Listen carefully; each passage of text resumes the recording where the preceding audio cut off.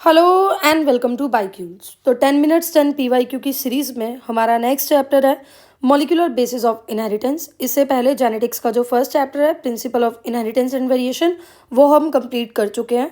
मतलब काफ़ी हद तक हमने क्वेश्चंस कर लिए हैं, लगभग 2006 के आसपास तक।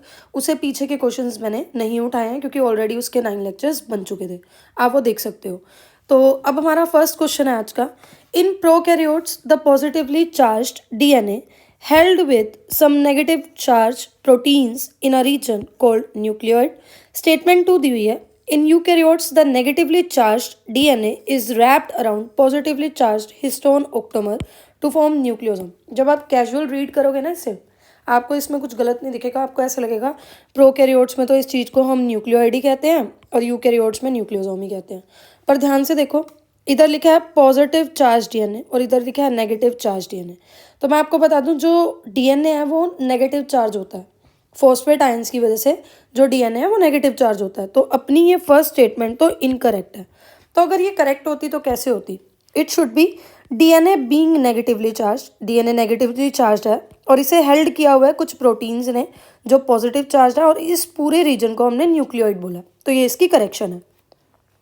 अगली स्टेटमेंट है, in eukaryotes the negatively charge DNA is wrapped around positively charge histone octamer to form nucleosome.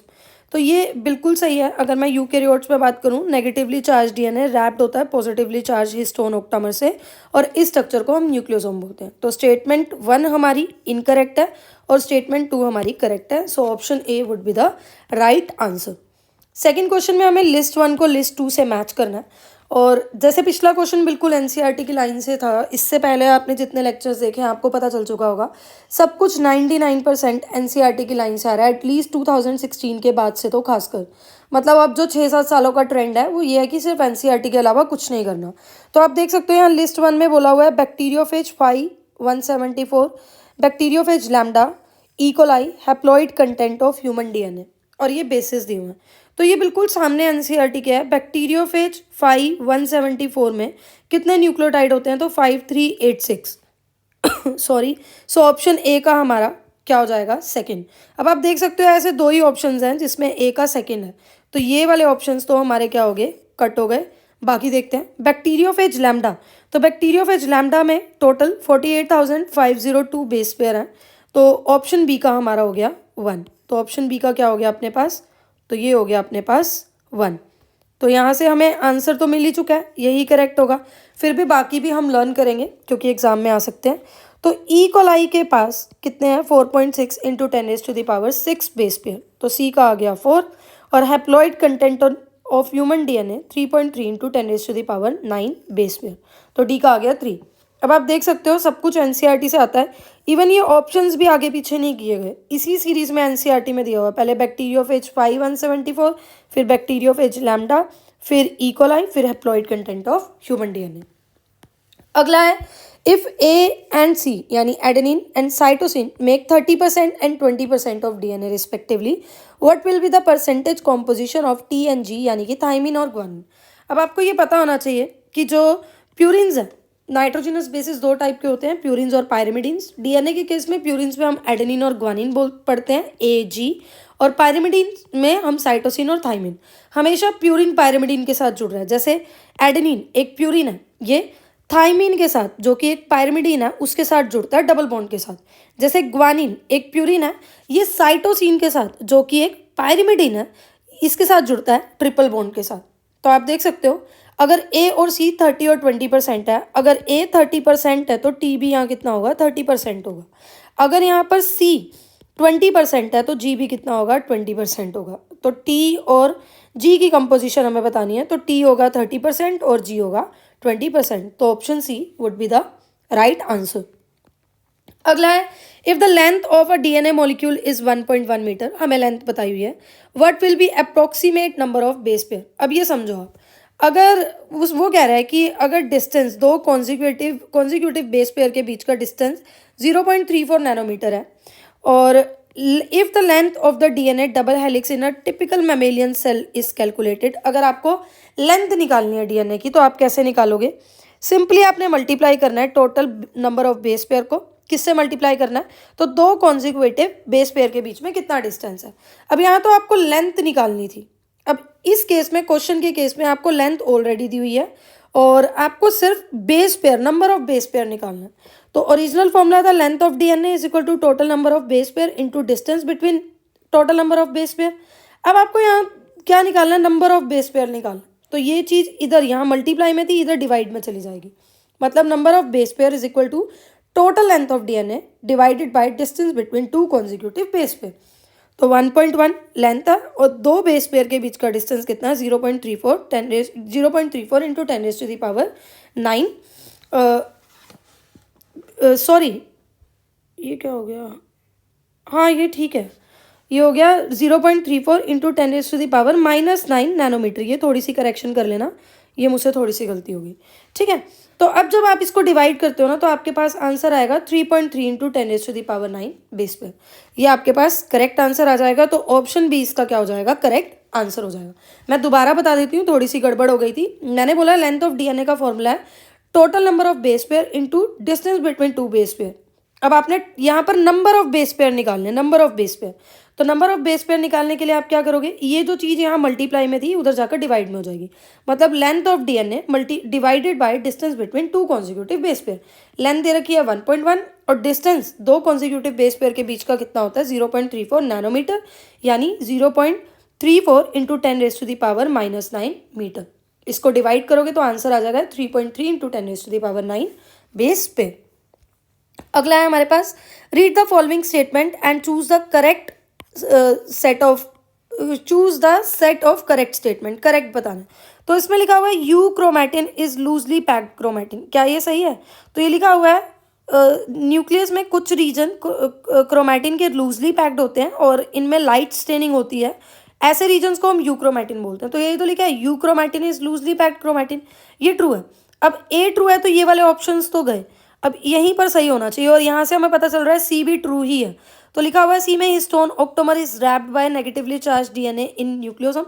ये सही है कि हिस्टोन जो है वो नेगेटिव चार्ज डीएनए से रैप होता है। The negative charge DNA is wrapped around positively charge histone octamer and structure is called as nucleosome. ये भी सही है।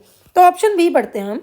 ऑप्शन बी है हेट्रोक्रोमैटिन इज ट्रांसक्रिप्शनली एक्टिव। नहीं, एनसीईआरटी में लिखा है यूक्रोमैटिन इज ट्रांसक्रिप्शनली एक्टिव। तो ये बी तो अपना क्या हो गया, गलत हो गया। सी अपना सही है। अब लिखा हुआ है histones are rich in lysine and arginine. तो बिल्कुल हिस्टोन रिच होते हैं बेसिक अमाइनो एसिड्स में, जिनको हम जैसे कि लाइसिन और आर्जिनिन, ये भी ट्रू है।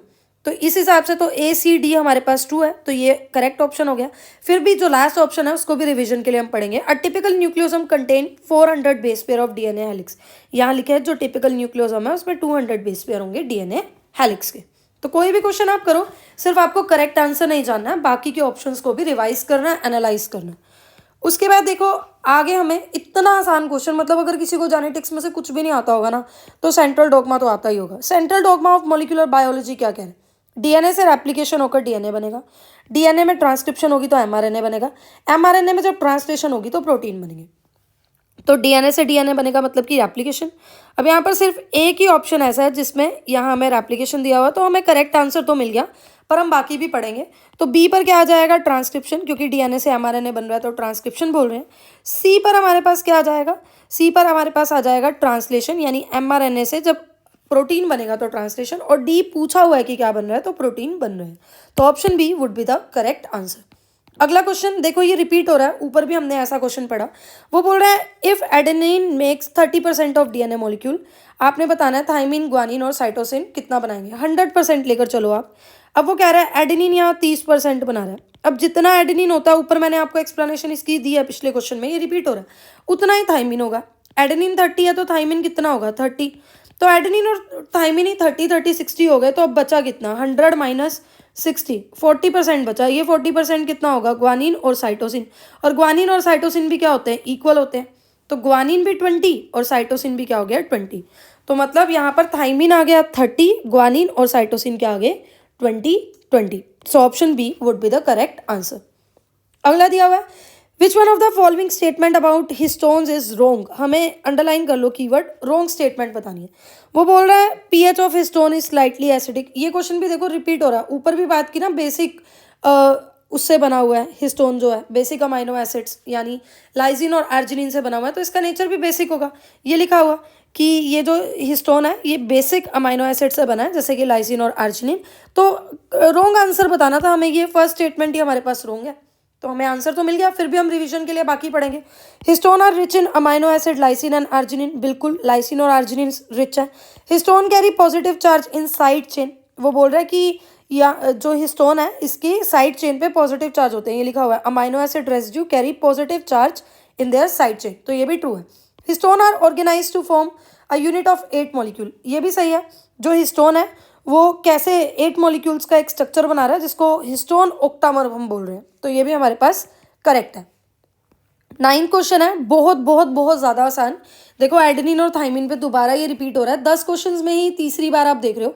एक आपने वो पैकेजिंग वाला देख लिया, रिपीट हो रहा है, और एक आपने ये देख लिया कि ये भी रिपीट हो रहा है। मतलब एक क्वेश्चन 3 बार रिपीट हो रहा है, एक क्वेश्चन 2 बार रिपीट हो रहा है। इसके अगले बार वाला देखोगे तो वो लेंथ ऑफ डीएनए, ये भी दूसरी बार रिपीट हो रहा है। तो 10 क्वेश्चन में से देखो 7 तो ऐसे हैं जो रिपीटेड ही हैं, रिपीट ही हुए हैं। अब भी अगर आपको नीट मुश्किल लग रहा है तो आपको सही डायरेक्शन नहीं पता, क्योंकि आप मॉड्यूल्स लगा रहे हो, क्विज लगा रहे हो, लगाओ अच्छी बात है, बड़ी बड़ी कोचिंग्स लगाओ, सब अच्छी बात है, पर एनसीईआरटी को अपना प्राइम फोकस रखो और PYQs को अपना प्राइम फोकस रखो, क्योंकि आपके सामने है। अगर आप नहीं कर रहे हो तो नहीं होगा, आपको पता ही नहीं चलेगा और ऐसे लगेगा ये तो इम्पॉसिबल है। अल्टीमेटली आप ड्रॉप करोगे या MBBS करने का प्लान ड्रॉप करोगे, या ये ड्रॉप करोगे या प्लान ड्रॉप करोगे। तो लिखा हुआ है करेक्ट स्टेटमेंट बतानी है, अंडरलाइन करो। Adenine pair with thymine through 1 hydrogen bond, नहीं, ये देखो हमने पढ़ा हुआ है एडेनिन जो है वो 2 हाइड्रोजन बॉन्ड बनाता है थाइमिन से पेयर करने के लिए, तो ऑप्शन ए नहीं होगा। बी में लिखा है 3 हाइड्रोजन बॉन्ड, नहीं होगा। सी में तो लिखा है ये पेयर ही नहीं करता, ये तो नहीं होगा। और 4th में लिखा है कि एडेनिन पेयर करता है थाइमिन से 2 हाइड्रोजन बॉन्ड के थ्रू। अगला देखो लेंथ ऑफ डीएनए पे क्वेश्चन है, दोबारा से पूछा गया आपके सामने, इसी लेक्चर में आपने ये क्वेश्चन देखा है, मैं तो कुछ नहीं बोल रही हूँ, प्रूफ आपके सामने लिखा हुआ है। If the distance between 2 consecutive base pair is 0.34 nanometre, जो डिस्टेंस है 2 कॉन्जिक्यूटिव बेस पेयर के बीच में वो कितना है, 0.34 नैनोमीटर है। And the total number of base pair of double DNA double helix in a typical mammalian cell is 6.6 into 10⁻⁹ base pair. Length बतानी है, तो ऊपर भी मैंने आपको बताया लेंथ आप कैसे कैलकुलेट करोगे। Total number of base pair को मल्टीप्लाई कर दो 2 कॉन्सिक्यूटिव बेस पेयर के बीच में डिस्टेंस कितना है, तो आप जब total number of base pair यानी 6.6 इंटू 10⁻⁹ को मल्टीप्लाई करोगे डिस्टेंस 2 कॉन्सिक्यूटिव बेस पेयर के बीच में डिस्टेंस 0.34 इंटू 10⁻⁹ तो ये तो कट गया और आंसर क्या आ जाएगा 2.2 मीटर। तो option B would be the correct answer. आज के लिए इतना ही। इस चैप्टर का तो ये फर्स्ट लेक्चर था, पर इससे पहले +2 के जितने भी 4 चैप्टर्स हैं वो हो चुके हैं, उसको देख लेना। रिप्रोडक्शन वाला पूरा यूनिट और principal of inheritance and variation देख लेना, आपके सामने एनसीईआरटी से ये सारे क्वेश्चन आ रहे हैं। कल मिलते हैं अगले लेक्चर में, और डिस्क्रिप्शन में टेलीग्राम चैनल का लिंक है, उसे सब्सक्राइब कर लेना। उसमें हम डेली 20 से 25 PYQ डालते हैं और शाम को उसकी रिवीजन शीट भी मिलती है, तो उसको सब्सक्राइब करना, और सब्सक्राइब करके छोड़ना नहीं है, वो क्वेश्चन डेली करने, उससे आपको पता चलेगा आपका स्कोर कितना बूस्ट हो रहा है।